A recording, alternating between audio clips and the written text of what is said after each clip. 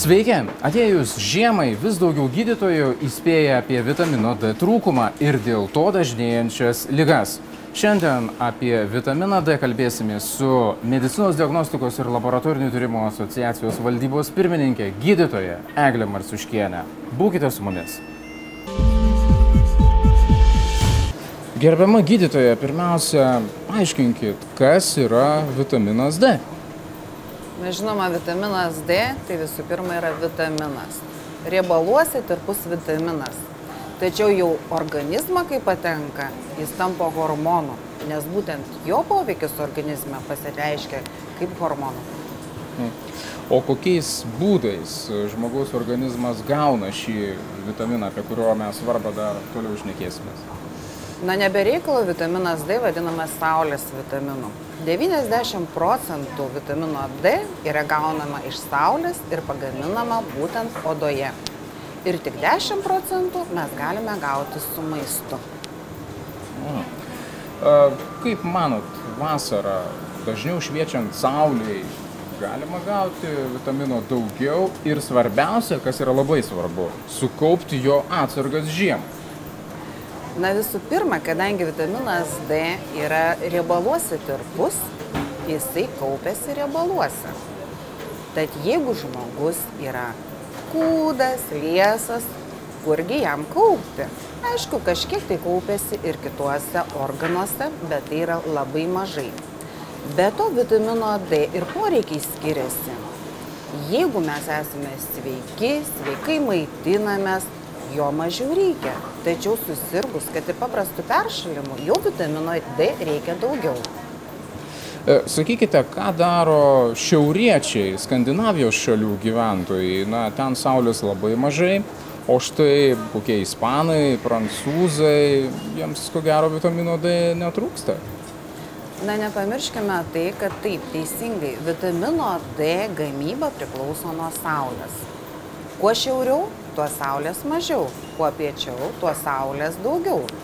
Bet kitas yra klausimas, kiekgi mes būname toje saulėje.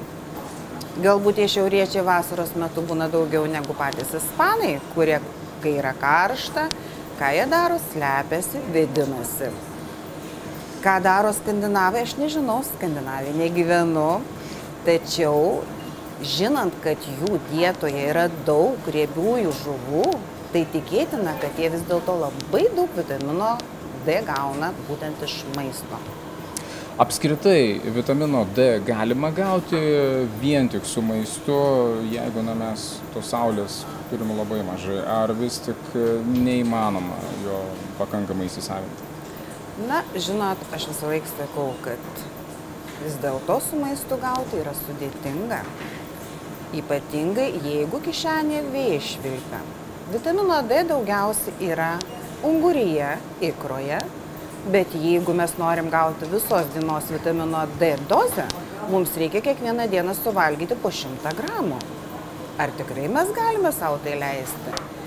Žinoma, labai daug vitamino D yra menkių kepenų aliejuje. Arbatiniam, valgomam šaukštą mes gauname visą dienos dozę. Bet kituose produktuose vitamino D yra iš tikrųjų labai mažai. Priklausomai nuo dydžio, kad gautumėm vitamino D dienos dozę, mums reiktų kiaušinių nuo 10 iki 20. Varškės mums reiktų suvalgyti apie kilogramą, pieno išgerti apie litrą, kiaulienų suvalgyti taip pat apie kilogramą. Ar mes galim savo tai leisti? Ne, kadangi didės mūsų cholesterolis ir mes turėsime kitą rizikos faktorių. Tai su maistu vitamino D pakankamai užsitikrinti neįmanoma, teisingai sakau? Iš tikrųjų dabar situacija keičiasi, nes maisto pramonėje atsiranda vis daugiau maisto produktų praturtintų vitamino D. Tai ir pienas, tai ir jogurtai, tai ir dribsniai, tai ir vitaminizuotos sultys, būtent jose yra vitamino D. Ir į tai reiktų atkreipti dėmesį, kada mes perkam ir vartojam, nes tai jau vėlgi atsiranda tam tikra rizika, ypatingai jeigu vartojama papildomai vitaminą D. Jūs turite galvoje perdozavimą? Taip, žinoma, ypač mažiems vaikams. Sakykit, gydytoja, ar galima jausti tam tikrus simptomus, negalavimus, kurie būtų tiesiogiai susijęs su vitamino D trūkumu? Ar čia yra toks vitaminas, kuris neišduoda jokių simptomų? Žinoma, yra aprašyti vitamino D trūkumo deficito simptomai, kaip nuovargis, kaip didelis silpnumas, kaip raumenų skausmas, raumenų silpnumas, kaip sąnarių skausmas, ypatingai apatinės nugaros dalies skausmas. Tačiau šitie simptomai yra visiškai nespecifiniai. Jie gali būti ir kitų ligų metu. Tai ką tada daryti? Tuomet visą laiką reikia kreiptis į gydytoją tam, kad paskirtų tyrimus. Tai yra apžiūra visų pirma, susirinks gydytojas anamnezę, aišku, kiti instrumentiniai tyrimai, ir laboratoriniai tyrimai. Sakykit, žiniasklaidai paprastai yra vitaminas D vadinamas supervitaminu. Tuo tarpu apie vitaminą C yra tokios daug kritiškos informacijos. Kodėl taip yra jūsų nuomonė? Vitaminas C buvo mada, dabar tapo vitaminas D mada? Ar yra kokios nors kitos priežastys? Kaip jūs galvojate? Iš tikrųjų, jūs neteisus. Nėra medicinoje nieko 100%. Mes turime gauti ir vitaminą C, ir vitaminą D. Madą diktuoja iš tikrųjų mokslininkai. Kada atsiranda vis daugiau mokslinių straipsnių apie tam tikrus vitaminus, visi atrodo ir plaukia ant tos bangos ir pradeda vartoti. Atslūgus pamiršta, o to nereiktų daryti. O vitaminas D supervitaminu vadinamas todėl, kad jis siejamas su daugeliu ligų. Sakykit, su kokiomis lygomis yra siejamas vitaminas D? Aišku, visų pirma, galbūt ne su lygomis, o tam tikrais simptomais, sindromais. Tai vienas iš jų nuotaikų kaita. Tai gali būti ir vitamino D trūkumo, ir kitos ligos simptomas – depresija. Depresija yra vienas iš pagrindinių vitamino D simptomų lygų, tačiau tai ne vienintelė depresijos priežastis. Todėl irgi visą laiką reikia pasikonsultuoti ir pasitarti su gydančiu daktaru. Taip pat vitaminas D yra šiai dienai siejamas su daugiau kaip 10 įvairių vėžių atvejų, su padidėjusiu kraujospūdžiu, su, aišku, osteopenija, iki osteoporozės, tai yra kaulų suminkštėjimu, tai yra vienas dažniausiai, galbūt netgi pats pirmasis, kada atkreipiama vitamino D trūkumo simptomas. Ir žinoma, vitaminas D labai svarbus ir prie diabeto, prie alergijų ir netgi tam tikrų uždegimų, ypač virusinių ir netgi su gripu. Tai yra viena iš gripo profilaktikos priemonių. Galima sakyti, kad vitaminas D stiprina imunitetą ir yra vienas iš tokių imuniteto stiprinimo? Vienareikšmiškai. Vitaminas D yra labai svarbus uždegimo slopintojas. Todėl jisai labai svarbus peršalus, sergant tam tikrom bakterinėm infekcijų. Ir nepamirškime, juk ne taip senai, prieš 100 metų net tuberkuliozę gydė būtent saulė ir menkių kepenų aliejumi. Sakykit, gydytoja, kokie laboratoriniai tyrimai yra atliekami siekiant nustatyti vitamino D atsargas organizme? Ar yra koks nors vienas tyrimas, ar yra tam tikras tyrimų kompleksas, ar reikėtų ir šalia kitus tyrimus pasidaryti? Papasakokit plačiau, jeigu galite. Aš kaip sakiau, vitaminas D yra kaupiamas riebaluose, bet mes jo atsargų riebaluose negalim nustatyti. Tačiau vitamino D atsargas mes galime nustatyti kraujyje. Vitamino D yra dvi formos, kurios gauname su maistu. Tai vitaminas D2 ir vitaminas D3. Ir būtent iš kraujo yra pats tikslingiausias ir geriausias tyrimas, tai yra atlikti bendrą vitaminą D, kuris nustato D2 ir D3 kompleksą. Tai yra nesudėtinga procedūra, kada paėmus kraują yra ištiriama ir nustatomos būtent vitamino D atsargos organizme. Koks yra šio tyrimo tikslumas? Nes kartais irgi pasigirsta kalbų, kad ne visi tyrimai yra labai tikslus, labai aiškus. Ar galima tai pasakyti, kad čia tikrai šis bendrasis vitamino D tyrimas įvertins tiksliai vitamino D atsargas organizme? Iš tikrųjų labai daug diskusijų ir labai daug straipsnių, nes vis dėlto tyrimai skiriasi tarp laboratorijų. Nepaslaptis, kad laboratorijos naudoja skirtingų gamintojų įrangą, skirtingų gamintojų reagentus ir gali būti tam tikros paklaidos. Vitamino D tyrimas šiai dienai nėra standartizuotas. Todėl, kaip ir daugelį tyrimų, rekomenduoju pradėjus sekti, pradėjus tirtis, atlikti toj pačioj laboratorijai, nes tuomet geriausiai matomi pokyčiai organizme. Sakykite, su kokiomis lygomis sergant arba kokių sveikatos problemų turint jūs labai rekomenduotumėte pasimatuoti vitamino D atsargas organizme? Visų pirma, nereikia susirgti. Kada minkštėja kaulai, tai mes labai greitai pamatome mažiems vaikams, vystosi rachitas. Būtent būna kreivos kojytės, mes tai matome. Tačiau vyresnio amžiaus žmonėms kaulų minkštėjimo pradžioje neskauda, o vitamino D trūksta. Tai būtent ką noriu pasakyti, kad su amžiumi reiktų sekti savo kaulų sveikatą ir pirmiausia žiūrėti, ar mums tikrai netrūksta vitamino D, kalcio. Jeigu trūksta, nelaukti, kol atsiras skausmai, kol atsiras lūžiai, tuomet jau gali būti ir per vėlu. Kita svarbi ir opi problema šiai dienai širdies kraujagyslių ligos. Mirštamumas nuo šių ligų yra labai didelis ir pirmoje vietoje. Ir mokslininkai jau tuoj bus dešimtmetis, kai tyrinėja, kad aterosklerozė ir osteoporozė tai praktiškai identiški procesai, kurie vyksta organizme.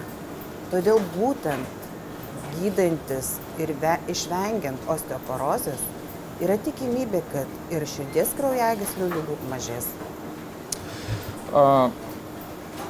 Yra kita opi problema susijusi su vitaminu D, tai apsinuodijimas šiuo vitaminu.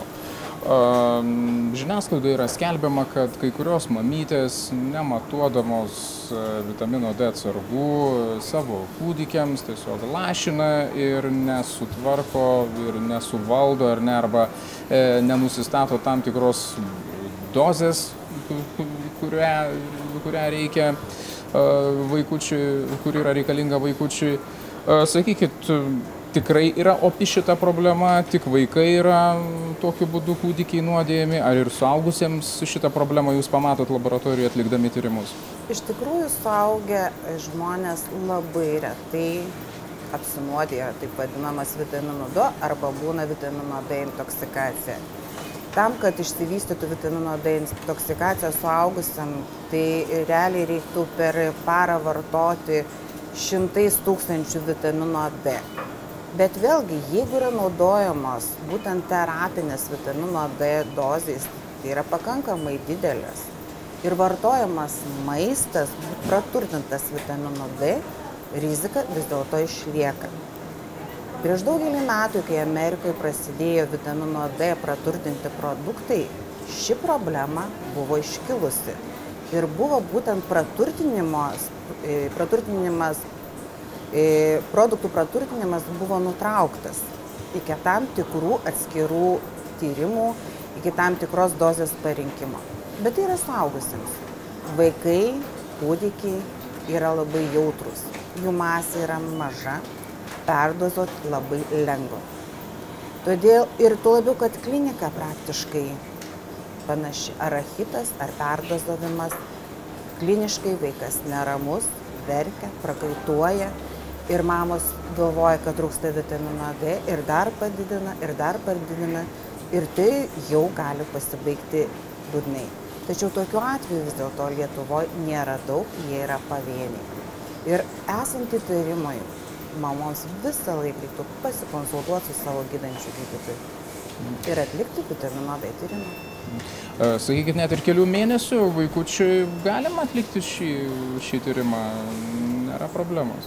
Atlikti galima visiems nepriklausomai nuo svorio ir amžiaus, nes galima tirti netgi iš kulniuko arba pirštuko paėmus kraujuką.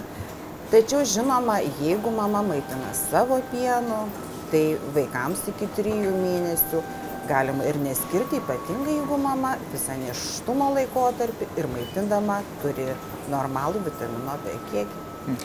Sakykit, gydytoja, kodėl vėliau vaikams, šiek tiek paaugusiems vaikams, mamytės nebeduoda vitamino D ir kiek žinau, šioje amžiaus grupėje nustatomas gana didelis vitamino D deficitas. Nėra tokių tradicijų, ar jau tiesiog praeina rachito didžioji rizika? Taip, iš tikrųjų nėra tokių tradicijų, nes anksčiau būdavo rekomendacijos, kad vaikams iki 2 metų reikia duoti tam tikrą kiekį vitamino būtinai. Po to daktarai, matyt, pamiršdavo pasakyti, o mamytės galvodavo, vaikas užaugo, nereikia. O iš tikrųjų vitamino D reikia vartoti nuo gimimo iki pat mirties. Jūs truputėlį išvardinot apsinuodijimo vitaminu D simptomus, ar ne? Bet galbūt jie yra netokie ryškus ir netokie greitai ir lengvai jaučiami, kaip kitų ligų yra simptomai. Ką galėtumėt pasakyti, jeigu žmogus vartoja vitamino D papildus, ar gali jis pajausti, kad tiesiog išgėrė per daug arba įsisavino per daug ir pajusti tam tikrus negatyvius sveikatos sutrikimus? Iš tikrųjų, pajausti to neįmanoma, nes išgėrus per daug, tai nereiškia, kad per daug ir įsisavins. Vienas iš vitamino D trūkumų taip pat yra vartojant vitaminą D, jo nepakankama rezorbcija, jo nepakankamas aktyvavimas organizme. Todėl vien išgėrimas tikrai neturi jokios įtakos ir šitas momentas nėra toks svarbus įtariant perdozavimą. Žinoma, jeigu jau mes pastoviai vartojam didelius kiekius arba jau mes matom, kad tikrai atrodytų vaikui neturi būti rachito, o jisai vis tiek turi tos požymius, tada tikslinga tirti ne tik vitaminą D, bet žinoma ir kalcį, ir fosforą, taip pat kalcį, fosforą šlapime atlikti. Gydytoja, kas veikia vitamino D įsisavinimą iš saulės? Gal yra tam tikros ligos ar tam tikri dalykai, kurie tiesiog trukdo šiam vitaminui gamintis? Žinoma, kodėlgi aš sakau lietus Lietuvoje. Kiek Lietuvoje būna saulėtų dienų? Jų būna iš tikrųjų labai mažai. Tai saulytė slepiasi po debesimis, tai lyja, o pažiūrėkim, o kartais ir koks smogas. Ir būtent visi šitie faktoriai blokuoja saulės ultravioletinių B spindulių patekimą ant mūsų odos ir būtent vitamino D gamybą. Kitas dalykas yra sezoniškumas. Žiemą tamsu, saulės mažai. Vasara pas mus prasideda labai įvairiai. Kada balandį, kada gegužę. Baigėsi irgi, kada rugsėjį, kada spalį. Todėl vitaminui D gamintis iš saulės yra taip pat labai svarbus metų laikai. Ir vitaminas D Lietuvoje yra sezoninis vitaminas D. Sakykite, kokios gali būti ligos, jeigu vartojam vitamino daug pakankamai ir su kokiamis dar lygomis yra susijęs vitaminas D ir jeigu mes jo vartojam ir gaunam ir su maistu, ir papildų nusiperkam karts nuo karto, sekam rekomendacijas, kad vartoti reikėtų tam tikrą profilaktinę dozę ir lyg ir prisižiūrim save, bet pasidarę tyrimus matom, kad trūksta to vitamino D. Kodėl taip nutinka? Taip, vitamino D įsisavinimas su maistu iš papildų juk vyksta būtent virškinamajam trakte. Jeigu yra tam tikros virškinamojo trakto ligos, mes neįsisavinsim pakankamai vitamino D. Kodėl yra rekomenduojama ir vitaminą D vartoti pastoviai tam tikrom dozėm? Nes vieną dieną mes įsisavinsim daugiau, kitą dieną mažiau, tai vėlgi priklauso nuo mūsų virškinamojo trakto. Taip pat vitamino D apykaitoje labai svarbus yra du organai, tai yra kepenys ir inkstai. Jeigu žmonės serga tam tikromis kepenų ar inkstų ligomis, vitamino D aktyvacija bus sutrikusi ir jeigu mes ir vartosime pakankamai vitamino D, jo organizmas neaktyvuos ir turėsime simptomus tokius pat, kaip esant vitamino D trūkumui arba deficitai. Kita problema yra pašalinės ligos. Yra įrodytas ryšys vitamino D ir geležies. Jeigu serga žmogus mažakraujystė, jeigu trūksta geležies, vitamino D įsisavinimas bei jo hormoninis poveikis bus sumažėjęs. Trūkstant magnio, trūkstant cinko, bus panašiai kaip ir su geležimi. Todėl vartojant vitaminą D labai svarbu taip pat vartoti kalcį, jeigu trūksta magnį, cinką ir žinoma reikia nusistatyti, ar neturime mažakraujystės. Jeigu yra geležies sukelta mažakraujystė, taip pat vartoti ir geležį. Jūs norite pasakyti, kad kiekvienam žmogui yra skirtingos vitamino D dozės skiriamos, nes jis tiesiog skirtingai įsisavina tą vitaminą D? Ir įsisavinamas skirtingai, ir žinoma, poreikis yra skirtingas. Yra nustatytos tam tikros įvairių asociacijų, draugijų ir netgi atskirų mokslininkų normos. Ir jeigu vieni rekomenduoja per parą gauti vitamino D4 600 vienetų, tai kiti rekomenduoja 2000, 5000 ir netgi yra mokslininkų, kurie ne tik rekomenduoja, bet ir patys vartoja po 10 000 tarptautinių vienetų per dieną. Ir jaučiasi žvalūs, jauni ir energingi. O kodėl tokie dideli skirtumai? Kaip suprantu, Amerikoje yra labiau leidžiama, Europoje šiek tiek yra konservatyvesnė. Čia galima sakyti, kad ir įvardinti, kad tai yra kultūriniai skirtumai, ar ne? Aš manau, kad tai yra ir kultūriniai, ir kiti skirtumai, kaip maistas, kaip vėlgi tas pats fizinis aktyvumas, kiek mes galime pasigaminti iš saulės. Juk senyvo amžiaus žmonėms, vyresnio amžiaus žmonėms, tai jie iš saulės vitaminas D praktiškai nesigamina. Nesenstant odoje, vitamino D gamyba odoje silpsta. Ir šitoj vietoj jau padėti gali tik tai papildai. Jūs truputėlį užsiminėt apie depresiją. Dabar yra žiemos metas, tamsus metas. Tiesa, kad mokslininkai atlikę nemažai studijų susiejo kone tiesiogiai depresiją su vitamino D stygiumi. Ar šita problema taip yra daugiau išlinguota iš psichiatrų pusės?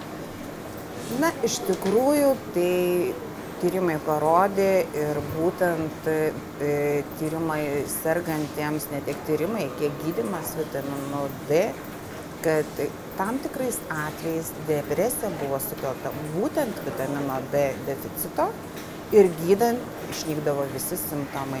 Juk ne veltui mes rudenį, kada mažiau saulės, visą laiką sakom, depresuota nuotaika. Na ir mūsų pabaigai, gydytoja, sakykit, ką patartumėt, kaip gauti daugiau vitamino D? Kad jaustumėmės gerai ir būtume linksmesni ir nepultų jokios depresijos? Žinoma, tai yra sveika mityba, tai yra aktyvus gyvenimo būdas, fizinis apkrovimas, na ir žinoma, nepamiršti išsitirti vitaminą D ir esant jo trūkumui vartoti vitamino D papildus. O maistas? Maistas, žinoma, daug žuvies, daug kiaušinių ir būsime sveiki. Ačiū už puikius patarimus. Mes apie vitaminą D kalbėjome su gydytoja Eglė Marciuškienė, o su jumis, mėly televizijos žiūrovai, buvau aš, žurnalistas Vaidotas Jakuška. Atsisveikinu, iki kito karto.